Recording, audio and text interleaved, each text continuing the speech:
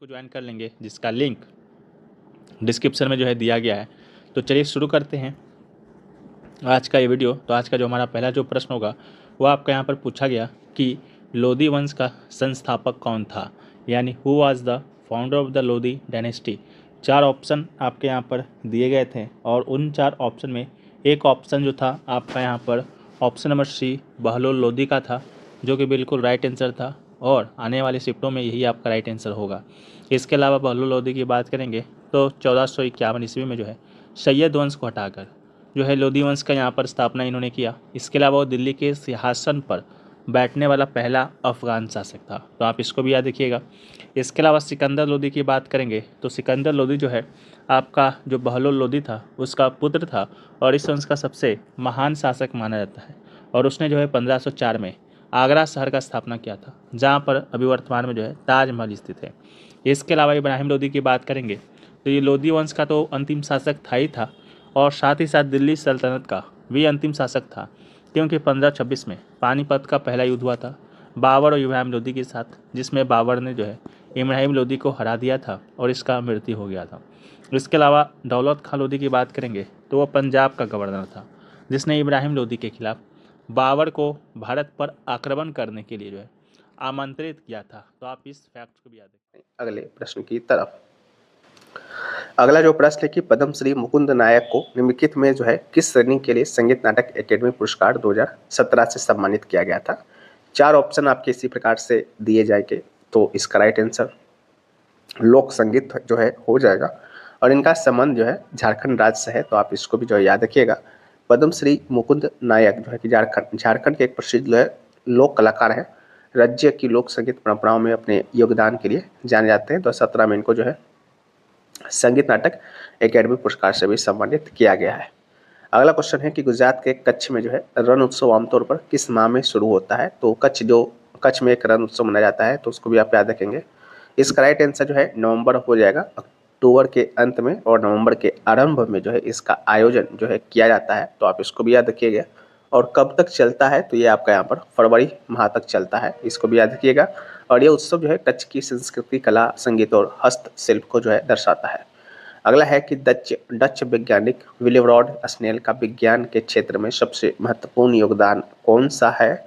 4 option यहाँ पर दिए गए थे, उन 4 ऑप्शन में एक ऑप्शन आपका अपवर्तन का नियम, लॉ ऑफ रिफ्रैक्शन जो है इसका राइट आंसर हो जाएगा। इसकी खोज जो है विलिब्रॉड स्नेल ने जो है वर्ष 1621 में जो है किया था। अपवर्तन के नियम को गणितीय रूप से प्रतिपादित जो है किया था, ठीक है, तो आप इसको भी याद रखिएगा। इसके सिग्निफिकेंस की बात करेंगे तो यह नियम आधुनिक प्रकाशिकी, लेंस डिजाइन, फाइबर ऑप्टिक्स और चश्मे के निर्माण का आधार है। अगला क्वेश्चन है कि FIH नियमों के अनुसार फील्ड हॉकी मैदान की मानक चौड़ाई कितनी होती है। चौड़ाई की बात करेंगे तो राइट आंसर 55 मीटर जो है आपका हो जाएगा। अगर आपसे लंबाई पूछा जाता तो 91.4 मीटर, गज में 100 और चौड़ाई की बात करेंगे तो 55 मीटर, गज में 60, ठीक है, तो इसको भी आप याद रखिएगा। इसके अलावा गोल पोस्ट की चौड़ाई भी पूछा जा सकता है, तो 3.66 मीटर, ऊंचाई की बात करेंगे तो 2.14 मीटर, ठीक है, तो आप इसको याद रखिएगा। इसके अलावा शूटिंग सर्कल या डी का रेडियस की बात करेंगे तो 14.63 मीटर, तो इसको भी याद रखिएगा। अगला है भारत में प्रथम पंचवर्षीय योजना कब शुरू की गई थी। तो राइट आंसर 1951 हो जाएगा। प्रथम पंचवर्षीय योजना 1951 से 1956 तक जो है चला था। इसके अलावा किस मॉडल पर आधारित था, तो हैरोल्ड डॉमर मॉडल पर आधारित था। मुख्य फोकस की बात करेंगे तो कृषि और सिंचाई पर जो है इसका ध्यान केंद्रित था। और विकास लक्ष्य की बात करेंगे तो जो टारगेट ग्रोथ रखा गया था 2.1% का रखा गया था, लेकिन जो हासिल हुआ था 3.6% हुआ था, जिस कारण यह पंचवर्षीय योजना सफल रही थी। इसके अलावा इसके जो प्रस्तुतकर्ता थे जवाहरलाल नेहरू जी थे। अगला क्वेश्चन है टाइम्ड आउट नियम जो है किस खेल से संबंधित है। तो राइट आंसर यहाँ पर क्रिकेट जो है हो जाएगा। क्रिकेट के जो नियम है के अनुसार जो है एक विकेट गिरने के बाद अगले बल्लेबाज को जो है 3 मिनट, अंतर्राष्ट्रीय क्रिकेट में अक्सर 2 मिनट के भीतर जो है अगली गेंद खेलने या तैयार होने के लिए जो है यहाँ पर क्रीज पर आना होता है। अगर वो ऐसा नहीं कर पाता है तो उसे टाइम्ड आउट दिया जाता है। इसके अलावा 2023 वर्ल्ड कप में श्रीलंकाई बल्लेबाज जो है एंजले मैथ्यू जो है इस नियम के तहत आउट होने वाले पहले अंतर्राष्ट्रीय खिलाड़ी यहाँ पर बन गए हैं। ये जो टाइम्ड आउट है, ये जो है आप IPL में जो देखते होंगे स्ट्रेटेजिक टाइम आउट, उससे अलग है, ठीक है। ये टाइम्ड आउट इंटरनेशनल क्रिकेट का है। अगला है भारत का महान्यायवादी यानी अटॉर्नी जनरल मुख्य रूप से किसे कानूनी मामलों पर सलाह लेता है। 4 ऑप्शन यहाँ पर दिए गए थे, उन 4 ऑप्शन में एक ऑप्शन भारत सरकार को, तो इसका राइट आंसर हो जाएगा आर्टिकल 76 है। आर्टिकल 76 जो है भारतीय संविधान का, उसके तहत जो है महान्यायवादी का पद यहाँ पर बनाया गया है। यह देश का सर्वोच्च कानून अधिकारी होता है और भारत सरकार को उन कानूनी विषयों पर सलाह देता है जो राष्ट्रपति के द्वारा उन्हें भेजे जाते हैं। इसके अलावा उन्हें भारत की सभी अदालतों में सुनवाई का अधिकार है और वे संसद की कार्यवाही में भाग ले सकते हैं, लेकिन यहाँ पर याद रखेंगे सिर्फ भाग ले सकते हैं, वोट नहीं दे सकते। एक क्वेश्चन है कि निम्नलिखित में से कौन सी भू आकृति आमतौर पर नदी के द्वारा उसके ऊपरी भाग यानी युवा अवस्था में बनाई जाती है। 4 ऑप्शन यहाँ पर दिए जाएंगे, उन 4 ऑप्शन में एक ऑप्शन गॉर्ज का होगा जो कि बिल्कुल राइट आंसर यहाँ पर हो जाएगा। नदी के द्वारा उसके ऊपरी भाग यानी कि युवा अवस्था पर्वतीय क्षेत्र में आमतौर पर जो है गॉर्ज, वी आकार की घाटी, जलप्रपात और रैपिड्स जैसे अपरदनात्मक भू आकृतियाँ यहाँ पर बनाई जाती है। ये जो है तीव्र ढलान और उच्च वेग के कारण जो है ऊर्ध्वाधर अपरदन जो है से बनती है। ठीक है, तो आप इसको याद रखेंगे। इसके अलावा नेक्स्ट क्वेश्चन की है कि जनगणना 2011 के अनुसार निम्नलिखित में से किस उत्तरी राज्य की साक्षरता दर सबसे अधिक है। यहाँ पर देखिएगा उत्तरी राज्य यानी कि नॉर्थर्न स्टेट्स पूछा गया है, तो राइट आंसर यहाँ पर आपका हिमाचल प्रदेश जो है हो जाएगा। 2011 का जनगणना के अनुसार हिमाचल प्रदेश की कुल साक्षरता दर की जब हम लोग बात करते हैं तो ये आपका 82.80% है। ठीक है, हिमाचल प्रदेश में पुरुष की साक्षरता दर 98.53% है मेल का। इसके अलावा फीमेल की बात करेंगे तो 75.93% है आपका फीमेल का। ठीक है, और कुल साक्षरता दर के मामले में हिमाचल जो प्रदेश है आपका 11वां नंबर पर है। ठीक है, हिमाचल प्रदेश के भीतर एक जिला है हमीरपुर, 88.15% साक्षरता के साथ शीर्ष पर है। ठीक है, सर्वाधिक साक्षर जिला।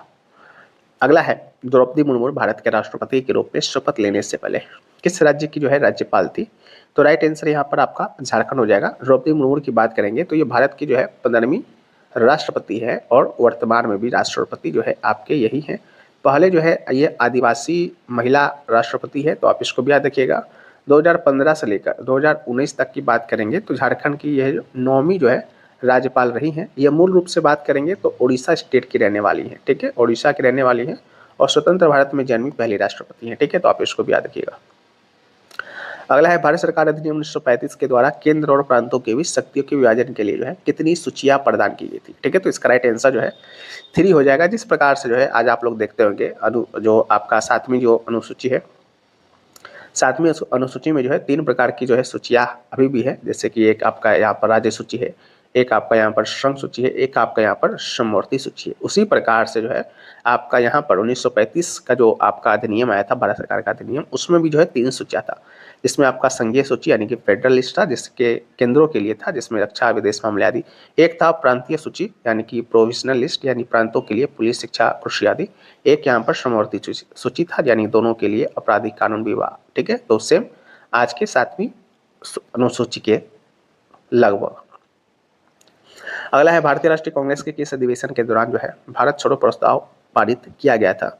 राइट आंसर जो है आपका यहाँ पर बॉम्बे अधिवेशन जो है हो जाएगा। भारत छोड़ो प्रस्ताव यानी कि क्विट इंडिया रेजोल्यूशन जो है 8 अगस्त 1942 को बॉम्बे, जो कि अब मुंबई हो गया है, के ग्वालियर टैंक मैदान में आयोजित अखिल भारतीय कांग्रेस कमेटी के सत्र में जो है यहाँ पर पारित किया गया था। और इस ऐतिहासिक सत्र की अध्यक्षता की बात करेंगे तो किसने किया था, मौलाना अबुल कलाम आजाद ने किया था। और इसी अधिवेशन में महात्मा गांधी जी के द्वारा एक प्रसिद्ध नारा दिया गया था, करो या मरो का। ठीक है, तो इसको याद रखिएगा। और जवाहरलाल नेहरू जो है इस प्रस्ताव को यहाँ पर पेश किया था। अगला है जल में निलंबित ठोस पदार्थ की बढ़ी हुई सांद्रता उनकी तली पर जमा होना, जहाँ वह जलीय आवासों को दबा देते हैं, किस प्रकार का जल प्रदूषण उत्पन्न करता है। तो राइट आंसर यहाँ पर गादन जो है इसका राइट आंसर हो जाएगा। गादन का अर्थ जो होता है पानी में मिट्टी, बालू या अन्य ठोस कणों का जमा होना या जलीय जीवों के आवासों को नष्ट कर देता है, पानी में प्रकाश के प्रवेश को भी कम करता है। अगला है हरित क्रांति के दौरान निम्नलिखित में से कौन सी नई कृषि पद्धति तकनीक शुरू की गई थी। तो right answer option number B यानी कि आधुनिक सिंचाई तकनीकों का उपयोग इसका राइट आंसर हो जाएगा। इन आधुनिक तकनीकों का उद्देश्य फसलों को लगातार पानी की आपूर्ति सुनिश्चित करना था। और इसके महत्व की बात करेंगे तो उच्च उपज वाली किस्मों जैसे HYB के बीजों के लिए आवश्यक था। एक था विष्णु पुराण के अनुसार चंद्रगुप्त मौर्य के माता का नाम पूछा गया था, राइट आंसर मूड़ा हो जाएगा। विष्णु पुराण के अनुसार जो है चंद्रगुप्त मौर्य जो है नंद वंश के राजा और मूड़ा नामक महिला के पुत्र थे, इसी आधार पर उनके वंश का भी नाम पड़ा था मौर्य। ठीक है, तो इसको भी याद रखिएगा। एक क्वेश्चन जो पूछा गया कि कुचिपुड़ी शास्त्रीय नृत्य शैली की उत्पत्ति भारत के किस राज्य के कृष्ण जिले के कुचेलापुरम गांव में हुआ, तो राइट आंसर यहाँ पर आंध्र प्रदेश जो है हो जाएगा। आंध्र प्रदेश का एक जिला है कृष्णा, वहाँ पर नाम है कुचेलापुरम नामक गांव है, वहीं से जो है कुचिपुड़ी का जो है उद्भव माना जाता है। यह नृत्य, नाटक और संगीत का अनूठा मिश्रण है जो 17वीं शताब्दी में सुरेंद्र योगी के मार्गदर्शन में विकसित हुआ। यह मुख्य रूप से हिंदू पौराणिक कथाओं पर जो है आधारित होता है। एक है ब्रह्मपुत्र नदी निम्नलिखित में से किस देश से होकर बहती है, राइट आंसर यहाँ पर आपका नेपाल हो जाएगा। सॉरी, नहीं बहती है पूछा गया था, तो नेपाल इसका राइट आंसर होगा। ब्रह्मपुत्र नदी का जो उद्गम है चीन यानी कि तिब्बत के मानसरोवर झील के पास चेमुआंगदुंग हिमनद से होता है, जहाँ पर इसको सांगपो के नाम से जाना जाता है। भारत की बात करेंगे तो अरुणाचल प्रदेश के माध्यम से भारत में ये प्रवेश करता है, जहाँ पर इसे दिहांग कहा जाता है, और फिर असम घाटी से होकर ये बहती है। ठीक है, भारत के बाद जो है बांग्लादेश में प्रवेश करता है, जहाँ इसे जमुना के नाम से जाना जाता है। नेपाल में ब्रह्मपुत्र नदी जो है नहीं बहती है। अगला है कि पायरोनोमीटर एक डैश मानक मापन उपकरण है जिसका उपयोग आमतौर पर जलवायु अनुसंधान या मौसम प्रदर्शन की निगरानी के लिए किया जाता है। तो इसका right answer option number B यानी कि सौर विकिरण जो है इसका राइट आंसर हो जाएगा। इसके अलावा जो पायरोनोमीटर है एक विशेष उपकरण है जो समतल सतह पर सौर विकिरण यानी कि सोलर इरिडेंस को जो है मापता है। इसका उपयोग की बात करेंगे तो मुख्य रूप से जो है जलवायु अनुसंधान, मौसम प्रदर्शन की निगरानी और सौर ऊर्जा संयंत्रों की दक्षता यानी इफिशिएंसी जांचने के लिए किया जाता है। यह सौर विकिरण को जो है वॉट प्रति वर्ग किलोमीटर में जो है मापता है, तो याद रखिएगा। अगला है कि प्रकृति से कच्चे माल के निष्कर्षण में कौन सा उद्योग सम्मिलित है, तो इसका राइट आंसर निष्कर्षण उद्योग यानी प्राथमिक, इसका राइट आंसर जो है हो जाएगा। प्रकृति से सीधे कच्चे माल जैसे खनिज हुआ, तेल हुआ, लकड़ी हुआ को निकालने वाले उद्योग को निष्कर्षण उद्योग यानी कि एक्सट्रैक्टिव इंडस्ट्री कहा जाता है। जो प्राथमिक उद्योग यानी कि प्राइमरी इंडस्ट्री का एक प्रमुख भाग है। ये उद्योग सीधे पर्यावरण से संसाधन प्राप्त करते हैं जैसे खनन, ड्रिलिंग और वानिकी। अगला है उसी प्रकार से संबंधित यहाँ पर कुछ प्रश्न है, तो इसको भी आप लोग यहाँ पर देख लेंगे। अगला है ब्रिटिश ईस्ट इंडिया कंपनी और मराठा पेशवा बाजीराव द्वितीय के बीच वेसिन की संधि पर हस्ताक्षर किस वर्ष किए गए थे, राइट आंसर 1802 यहाँ पर हो जाएगा। यह हस्ताक्षर आपका 31 दिसंबर 1802 को पेशवा बाजीराव द्वितीय और लॉर्ड वेलेस्ली के बीच जो है हुआ था, जिसे सहायक संधि कहा जाता है। ठीक है, इस संधि के परिणाम स्वरूप जो है द्वितीय आंग्ल मराठा युद्ध की नींव जो है पड़ा।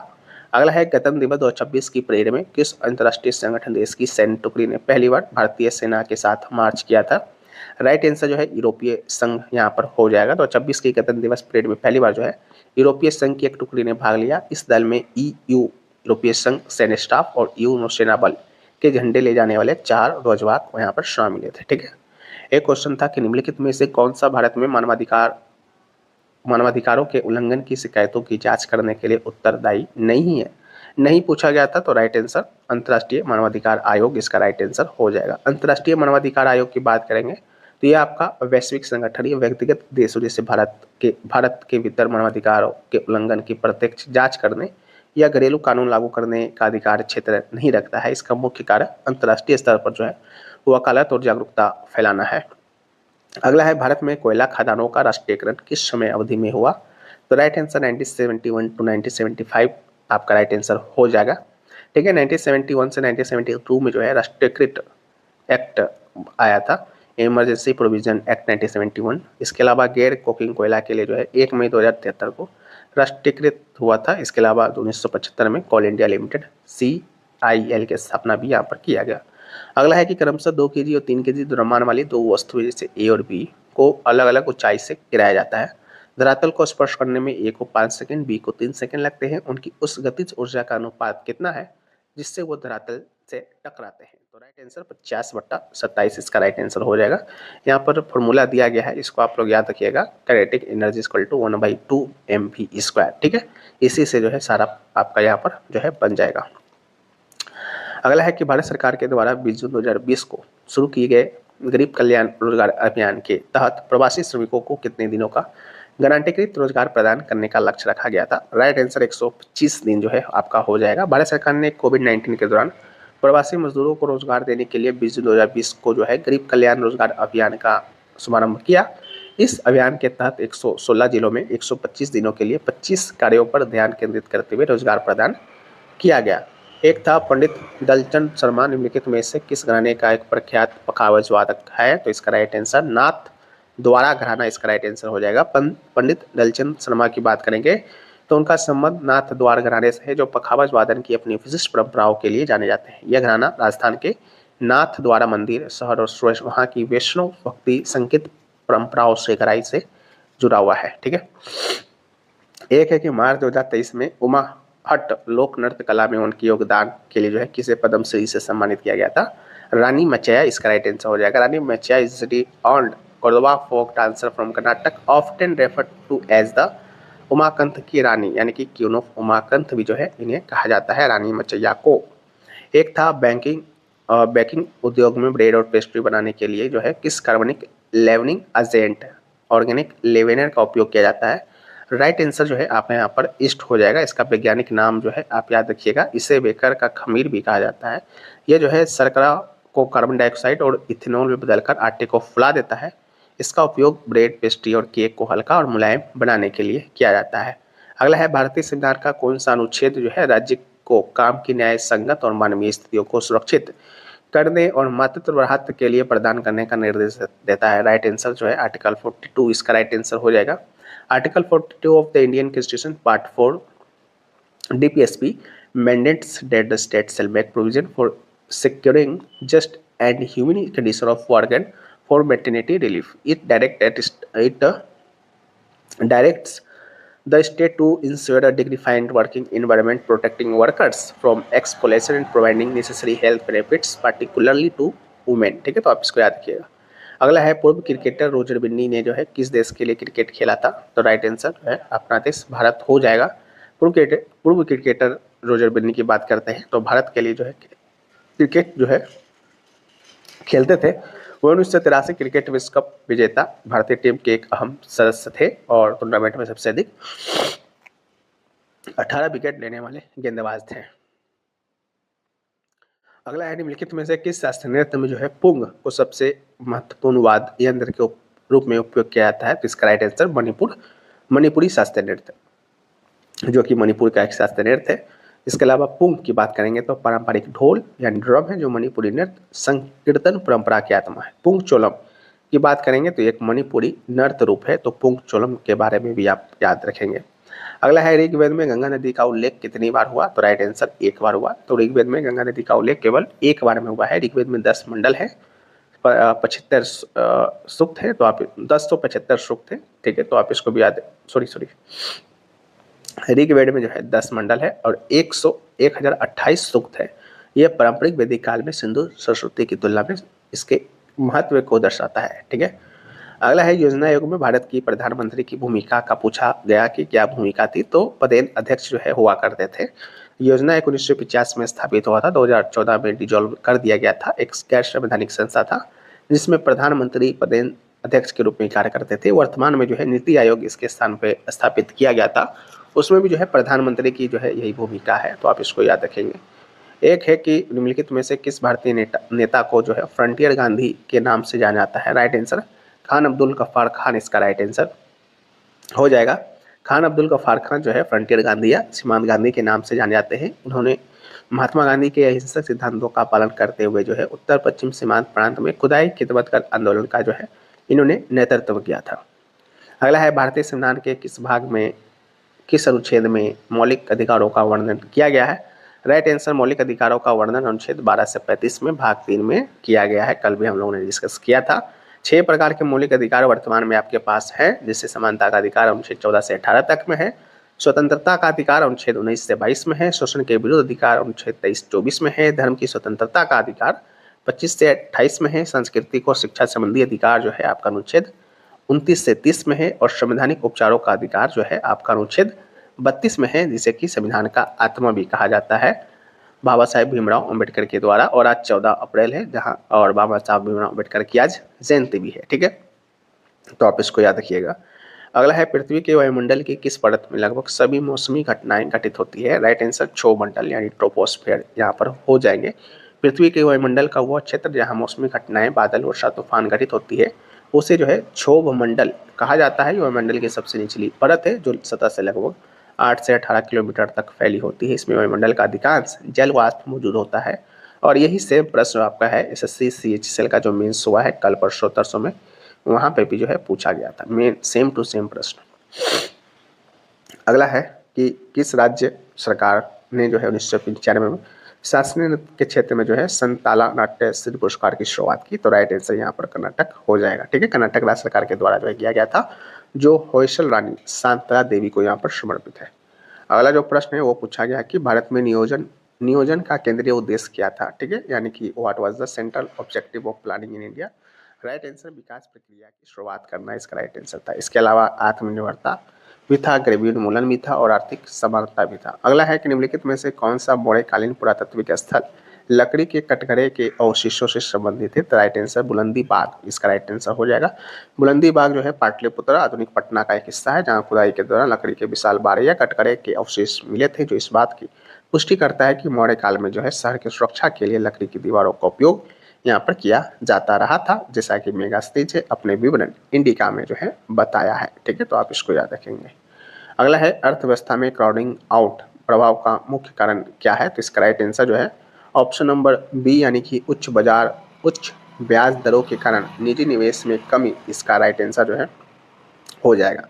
इसके अलावा उधार में वृद्धि की बात करते हैं तो जब सरकार का खर्च जो है आय से अधिक होता है, ठीक है, जिसे हम लोग राजकोषीय घाटा कहते हैं, तो वो बाजार से अधिक पैसा उधार यहाँ पर ले लेता है या लेती है। अगला है कि निम्नलिखित में से किस संवैधानिक संशोधन अधिनियम द्वारा पंचायती राज संस्थाओं को जो है संवैधानिक दर्जा यहाँ पर प्रदान किया गया था। राइट आंसर 73 अमेंडमेंट एक्ट इसका राइट आंसर हो जाएगा। इसका जो विषय था पंचायती राज से संबंधित था। वर्ष 1992 में जो है इसे लागू किया गया था 24 अप्रैल 1993 को। 24 अप्रैल को जो है हम लोग यहाँ पर पंचायती राज दिवस भी मनाते हैं। इसमें नया प्रावधान भाग 9 जोड़ा गया था, अनुच्छेद 243 से 243 ओ, और 11वीं अनुसूची भी जोड़ा गया था, जिसमें 29 विषय को यहाँ पर शामिल किया गया था। 3 स्तरीय व्यवस्था की गई थी, हर 5 साल में चुनाव की व्यवस्था की गई थी। एससी महिलाओं के लिए आरक्षण की व्यवस्था भी की गई थी।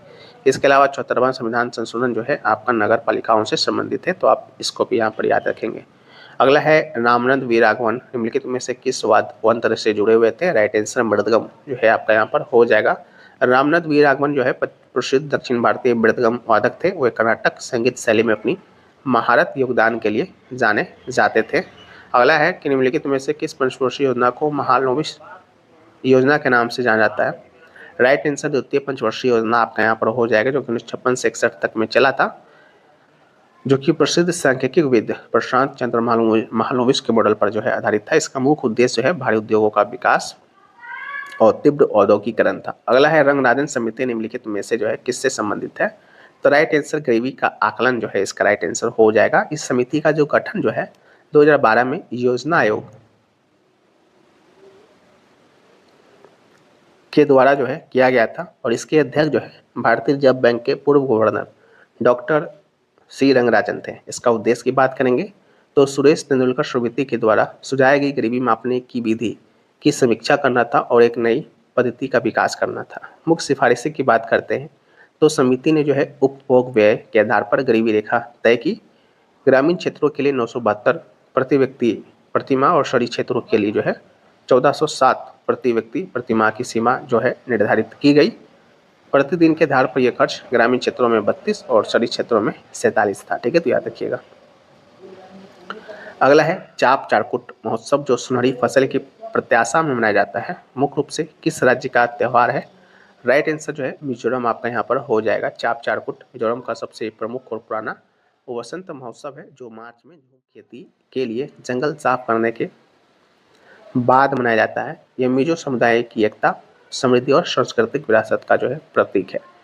अगला है कि लेथेनाइट्स के साथ वो कौन सा 2 तत्व हैं जिन्हें अक्सर दुर्लभ वेरदा तत्व कहा जाता है। राइट आंसर इट्रियम और स्कैंडियम जो है इसका राइट आंसर हो जाएगा। ठीक है, तो लेथेनाइट्स के साथ जो है इट्रियम और स्कैंडियम को जो है अक्सर दुर्लभ मित्रा तत्व यानी कि रेयर अर्थ एलिमेंट्स कहा जाता है। ये दोनों तत्व जो है रासायनिक रूप से लेथेनाइट्स के समान होते हैं और समान खनिज निक्षेपों में पाए जाते हैं।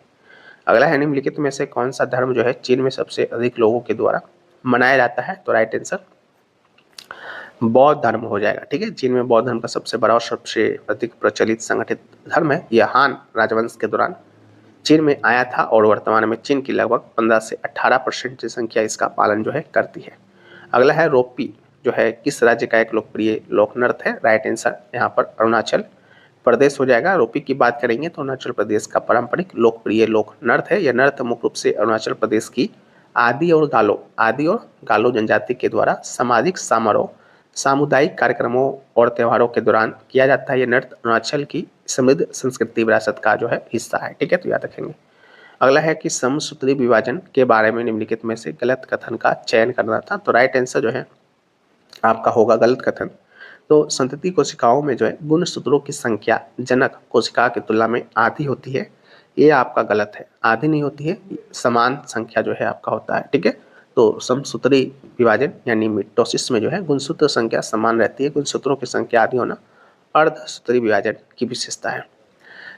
अगला जो क्वेश्चन आपके यहाँ पर पूछा गया कि अक्टूबर 2025 तक की स्थिति के अनुसार लाल रिनपुई निम्नलिखित में से किस राज्य की स्वास्थ्य और परिवार कल्याण मंत्री हैं। 4 ऑप्शन इसी प्रकार से दिए जाएंगे उसमें